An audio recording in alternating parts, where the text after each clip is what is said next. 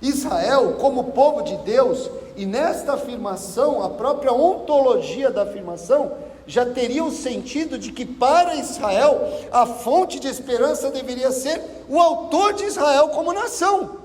Não poderia haver para Israel uma outra fonte de esperança que não fosse quem? O próprio Senhor da história, o próprio Deus. Mas em um momento, ela precisou parar e rever as suas expectativas de esperança. O povo de Deus, em um momento, enfrentou um cenário de terror, e enfrentou este cenário devido a desprezarem a Deus e o seu plano eterno. E isso fez com que Israel precisasse parar e reavaliar onde está a fonte de esperança. Talvez eu e você, através desta experiência que Israel passou, possamos tirar aplicações na nossa vida, na nossa caminhada. E se há um momento importante para repensarmos a nossa esperança, é o fim de ano no mundo ocidental, porque aqui aproveitamos para rememorarmos aquilo que é o sentido de nosso viver diário. O Redentor chegou, o Deus eterno encarnou, o Natal é Deus conosco. Volte algumas páginas no livro de Isaías para o capítulo de número 1.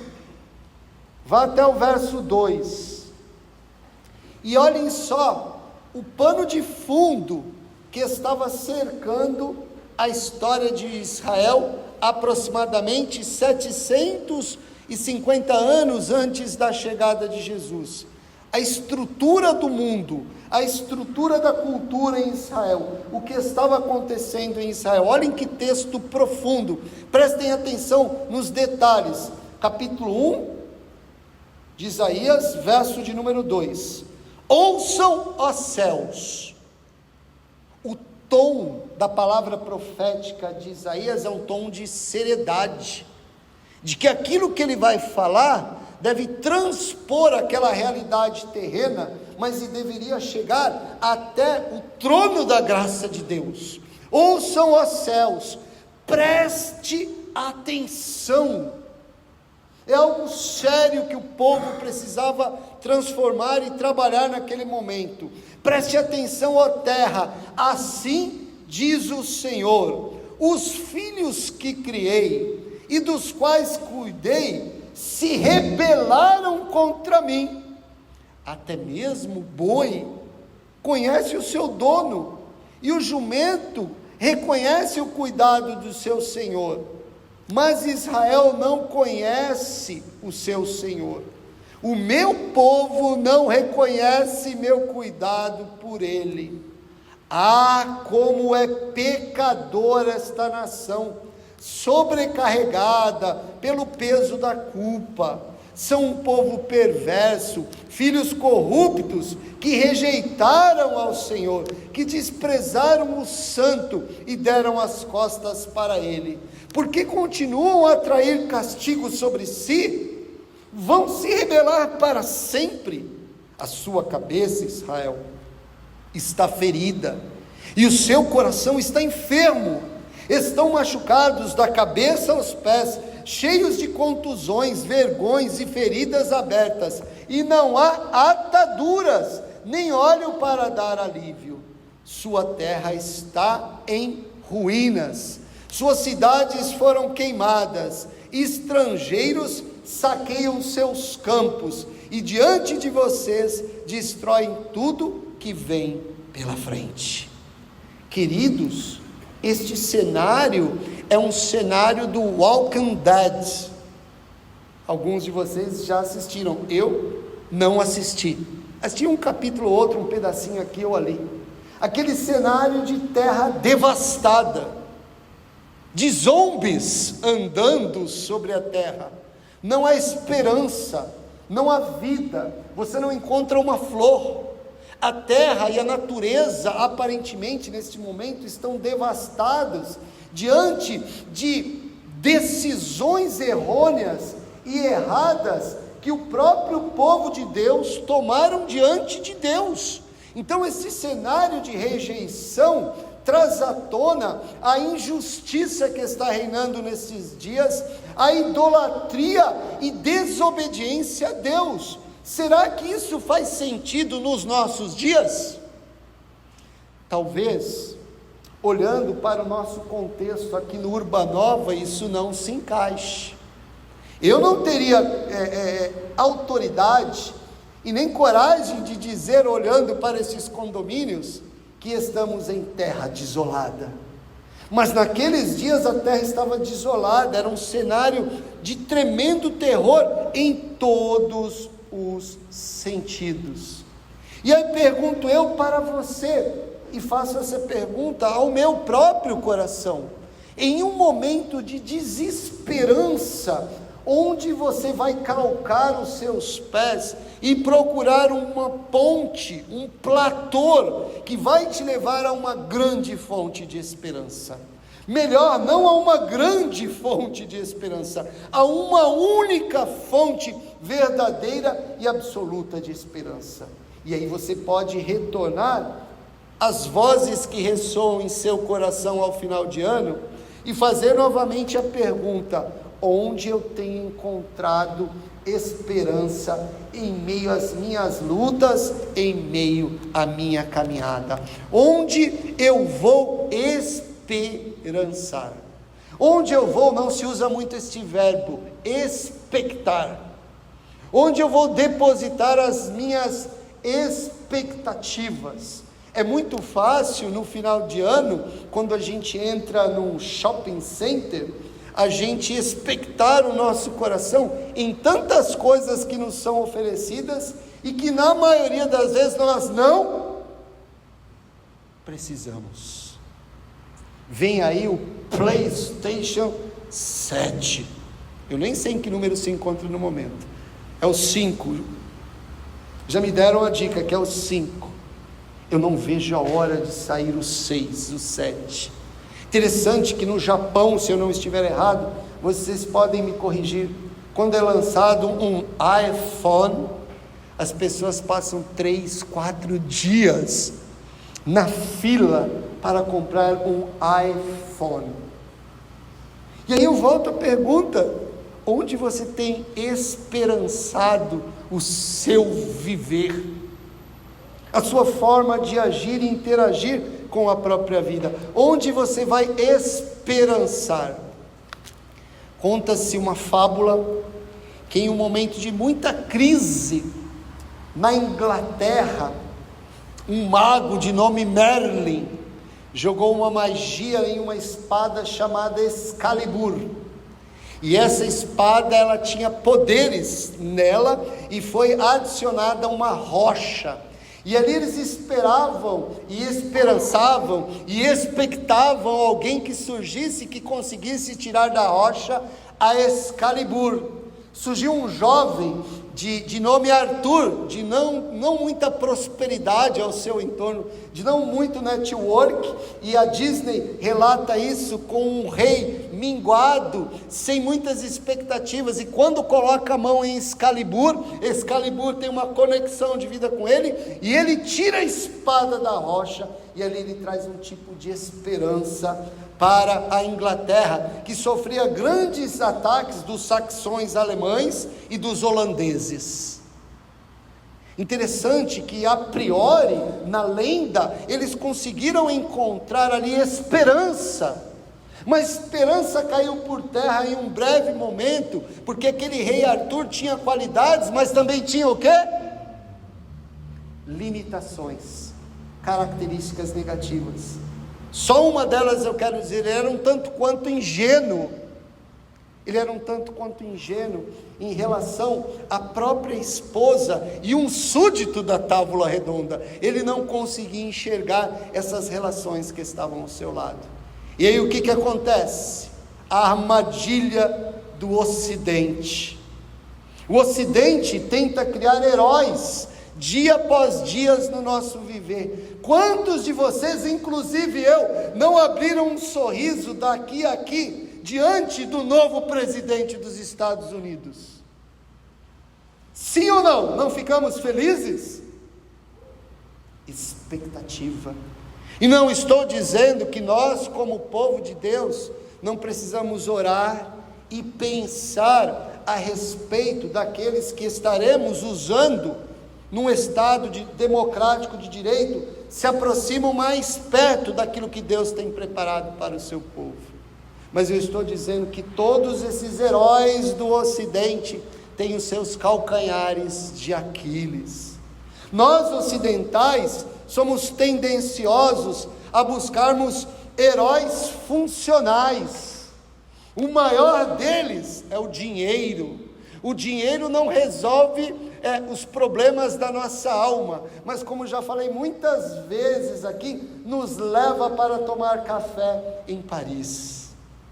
E aparentemente ele se torna um Deus funcional.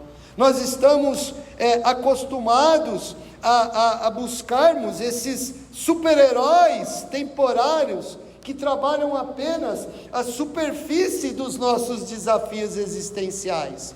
Quantos de vocês aqui, e eu também, num momento de abrupta tristeza, não sentiu um grande prazer em ir em um shopping center e sair com sacolinhas do lado direito e do lado esquerdo? E chegou em casa, quando somos jovens, é uma alegria fazer isso. Olha, mãe, o que eu comprei, olha esse tênis, olha essa camisa, olha isso, olha aquilo. E quando você acorda no outro dia, aquelas sacolinhas jogadas na sala não trazem mais nenhum significado para você. Israel retirou o olhar do Senhor, a fonte de esperança verdadeira, a expectativa presente, e voltou o seu olhar aos faraós e reis assírios, senhores do seu tempo, que era um tipo de solução funcional para as nações aos seus redores, através do poder armamentístico que eles tinham, os quais só eles poderiam oferecer mudanças, através de momentos e circunstâncias políticas ao povo de Israel. O que eu estou dizendo é que Israel trocou uma fonte verdadeira de esperança por uma fonte circunstancial e temporária. Nós, eu e você, somos tentados diariamente a buscarmos os mesmos tipos de fontes que nos tragam algum tipo de razão existencial, ainda que momentânea. Quando eles fizeram isso, se afastaram de Deus, do Deus eterno e criador. E em contraste, o profeta Isaías vai encorajar os reis e o povo a confiarem exclusivamente no Deus eterno e criador, a voltar os seus olhos à aliança divina proposta em Deuteronômio 28, onde Deus fala das bênçãos que viriam da obediência e da disciplina em caso de desobediência. E volto então a pergunta ao seu coração: onde você tem esperançado? Alguns colocam a esperança na vida profissional. Estudam. Outros na vida profissional trabalham. Outros na vida afetiva. Quando eu encontrar a tampa da minha panela, os meus problemas vão acabar. E aí a gente percebe que quando encontramos a tampa da nossa panela, os problemas se multiplicam. E aí nós falamos assim: eu quero encontrar agora uma resolução para a tampa da minha panela. Vamos ter as tampinhas da minha panela, achando que as coisas vão o quê? Melhorar. Quando chegam as tampinhas da panela, os problemas se multiplicam e assim vai. Quando meu filho, os que têm filho, crescer, as coisas vão melhorar. E aí surgem os problemas de filhos crescidos. Quando meu filho se casar e tiver a vida dele, as coisas vão se encaixar. E aí surgem os problemas dos filhos casados. E assim é a nossa vida. E a gente vai tentando encontrar os super-heróis circunstanciais, porque nós temos o orgulho de nos colocarmos diante da cruz e dizer: só há um herói na existência humana, o nome de Deus é Jesus de Nazaré, e voltar os nossos pés, as nossas mãos, os nossos passos ao Redentor e dizer: Senhor, eu dependo unicamente e exclusivamente do Senhor. Israel se afastou e achou que as coisas iam terminar como um fim em si mesmo assim, mas Deus sempre intervém. O nosso Deus é o Deus que intervém, e nós de verdade, irmãos, deveríamos dar um glória a Deus diante dessa frase. O nosso Deus intervém, queridos. Ele não está isolado da nossa vida, Ele não está distante dos seus sonhos, das suas frustrações, Ele não desconhece a sua dor mais profunda da alma, mas Ele intervém em justiça, juízo, amor e disciplina, e Ele consegue ser um pai amoroso, que disciplina em amor, que segura os seus filhos em amor, que derrama graça e disciplina ao mesmo tempo. E a nossa mente ocidental não consegue conectar isso. Você, pai, só para ilustrar, não sentiu pena em alguns momentos em dar algumas palmadas na poupança do seu filho?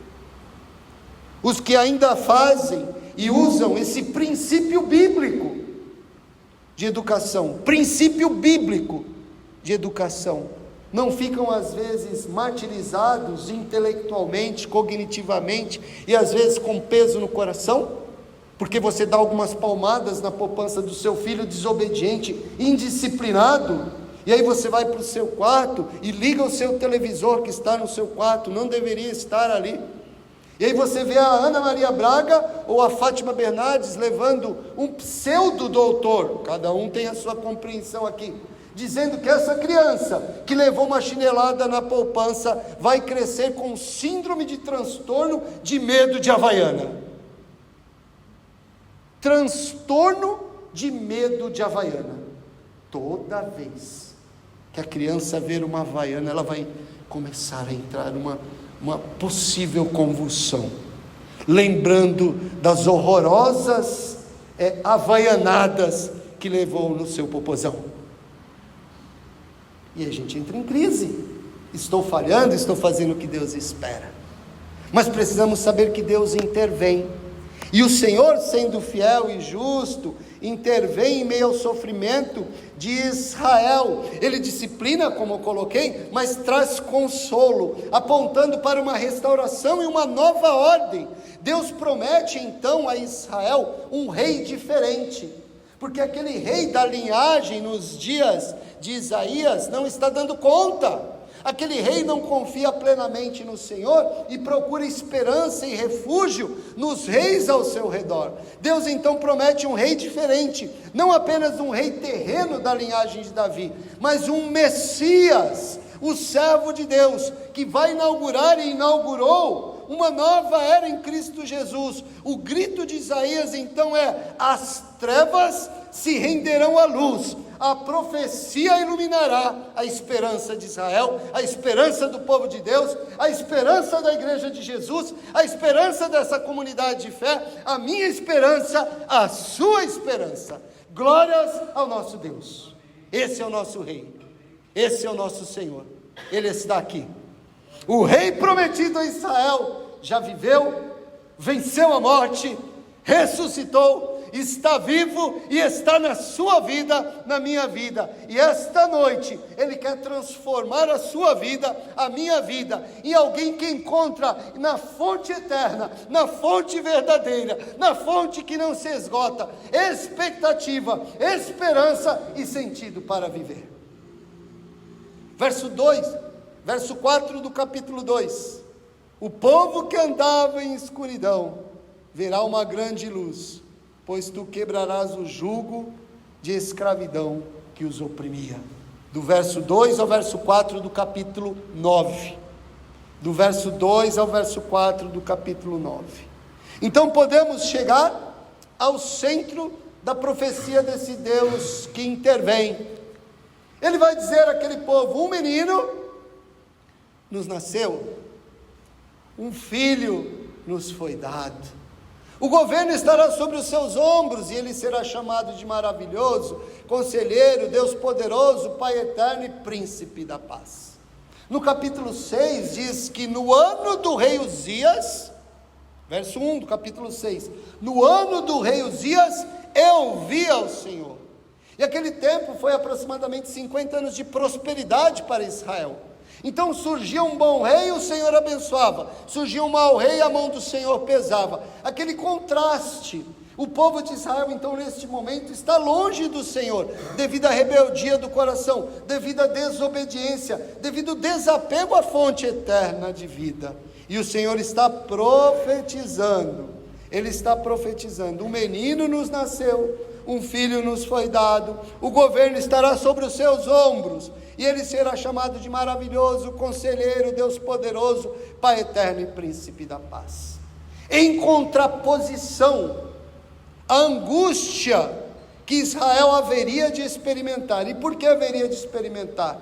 Porque o reino do norte haveria de ser invadido pelos assírios, Tiglat-Pileser, e eles seriam espalhados. E em 605, depois 596 e 500 e mais alguma coisinha, através de 3 invasões, Nabucodonosor levaria as tribos de Judá para a Babilônia, onde ficariam 70 anos cativos.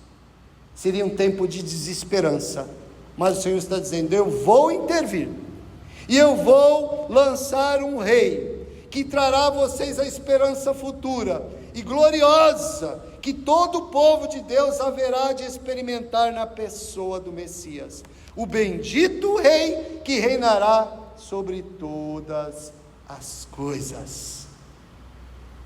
Isaías está dizendo: agora não mais um rei que terá o DNA de Davi. Ele vem da linhagem de Davi, mas o DNA dele é do Deus eterno, Criador e sustentador de tudo e de todas as coisas. O nome de Deus é Jesus de Nazaré, o Senhor da história, encarnado para nos trazer vida. Então vamos pensar a respeito de algumas características desse menino que cresceu, e a profecia no capítulo de número 52 diz que ele era um broto tenro. Já viram aquela plantinha que aparentemente não tem beleza alguma, mas se torna uma árvore frondosa com o passar do tempo? Essa é a profecia acerca do Messias. Maravilhoso conselheiro é uma das suas características. Na época dos reis de Israel e das regiões da Palestina, dos povos orientais, dos povos híbridos que tinham os rios, como o Yangtze na China, o Tigre ali na Palestina, o Nilo no Egito, eles tinham os reis, e muitas vezes os reis e faraós eram ordenados como líderes ainda pequenos. Então o que eles precisavam ao redor deles? Me ajudem a pensar? Conselheiros, de gente falando ao ouvido deles. E agora Isaías está dizendo que este menino que há de nascer não precisará mais do que de um conselheiro, porque ele é um maravilhoso conselheiro que tem sobre as suas mãos o governo de toda a existência humana. Não só isso, ele é o Deus poderoso. O Deus poderoso. Também era costume desses grandes impérios ao redor de Israel, diante do paganismo, eles se autodenominarem o quê? Divinos. Os faraós tinham isso, eles eram uma emanação das divindades extraterritoriais existentes no mundo fora dessa realidade. Mas aí está dizendo que esse que há de vir é o Deus poderoso. Jesus, amados, que nasceu numa manjedoura simples, é o Deus poderoso. Esse Jesus que nós clamamos todos os dias, é o Deus poderoso, é o Deus que tem em suas mãos todo o poder, todo o conhecimento e assim por diante. que não lhe passam, não sai de suas mãos nada, ainda aquelas questões que nós não compreendemos, que nos humilha, como pensamos hoje pela manhã, nos humilham, esse Deus poderoso contorna e tem em suas mãos. Ele não é somente esse maravilhoso conselheiro e Deus poderoso, Ele é um Pai eterno, Ele está acima da estrutura do tempo, porque sempre existiu e sempre existirá no homem uma crise e uma interrogação atemporal. O que acontecerá nos nossos casos diante da morte não deveria ser novidade, mas existe uma grande interrogação de como será quando os nossos olhos se fecharem e o nosso coração parar de bater. Mas esse Deus revelado neste menino que haveria de vir é o Pai eterno. Ele transcende a compreensão humana de tempo. Ele já existe antes de todas as coisas. E antes de todas as coisas existirem, Ele já existia. Ele é o motor que se automove em direção dos seus anseios para construir tudo aquilo que está em seu coração. Ele é um Pai que cuida da eternidade, que antes da fundação do mundo, já tinha o mundo e o universo em suas mãos. Por fim, esse maravilhoso conselheiro é o príncipe da paz. Percebam que este futuro, que era futuro rei para Isaías, para nós é o rei que veio no passado. Mas quando nós olhamos para essas características de Jesus, nós vemos que Jesus não está preso ao passado. Ele transcende, Ele está aqui nesta noite, na sua vida, na minha vida, Ele está falando ao seu coração. Percebam então que o futuro rei, que transcende os limites da compreensão e existência humana, nele e através dele, contém aspectos totalmente diferentes das somas de todos os reis que governavam o povo do Senhor. Seu poder é o poder de Deus então. Ele está acima do tempo. E por fim, a sua paz não é o fim das lutas. Você compreende isso? Talvez vai ser luta para alguns chegar em casa e ter que fazer algo para se alimentar. Para outros talvez vai ser mais tranquilo. Vai sair daqui, vai para um fast food, para uma pizzaria, para uma churrascaria. Quer me levar lá no Boi Galede? Estou à sua disposição. Você que paga. Para alguns aqui talvez vai ser tranquilo. Mas em outros contextos, que não o nosso, vai ser desafiador. Imagine você se estivesse entre os concombas, em Gana Equatorial. Aqueles irmãos em Cristo, que também celebram o príncipe da paz. Eles chegam a andar 3 horas, 4 horas, para se reunirem debaixo de uma árvore, irmãos. E quando chega a palavra de Deus, eles têm um movimento, um rito dentro do culto deles, que para nós não faz sentido, mas para eles faz, porque eles não sabem ler a maioria, e eles não têm porções da palavra de Deus na língua deles. Quando chega porções da palavra de Deus na língua deles, eles ficam cerca de 1 hora dançando e louvando ao Senhor. E depois eles têm cultos de às vezes 2, 3 horas. E depois disso eles precisam voltar aos seus lares. 2 horas andando, 3 horas andando. E queridos, não tem nenhum McDonald's no caminho deles. A paz que este príncipe há de propor não é o fim das lutas. Alguns de vocês já enfrentaram situações em que o coração quase parou de bater. E em que muitas vezes nós fomos sinceros a Deus, apesar de não falarmos, exteriorizarmos. De falarmos, Deus, eu não sei se de fato o Senhor existe. Porque se o Senhor existe, onde o Senhor estava quando aconteceu isso? A gente faz isso com Deus. A gente fala que não faz, mas a gente faz com as nossas atitudes. Esse príncipe da paz não é o fim das lutas. mas a fonte de restauração que produz paz em qualquer situação. O Natal não vai trazer paz a todos os povos neste momento, não vai trazer. Enquanto estivermos em nossas casas, no dia 24 eu estarei na minha casa, e a minha família praticamente toda estará aqui em casa. E eles passaram uma semana lá num grupo que criaram, brigando que tipo de comida vai ser feita. Uma briga gostosa. Mas haverão crianças em Gaza que estarão sem comida, sem conhecer o príncipe da paz.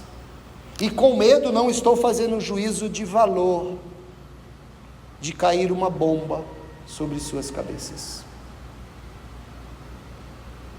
Mas haverá um dia em que esse príncipe da paz não virá mais como um menino, ele virá agora como um rei, totalmente formado, totalmente desenvolvido, e que ele vai proclamar uma paz agora dentro da eternidade. E a palavra do Senhor diz que os anjos, existem anjos que ficam falando e clamando: digno é o Cordeiro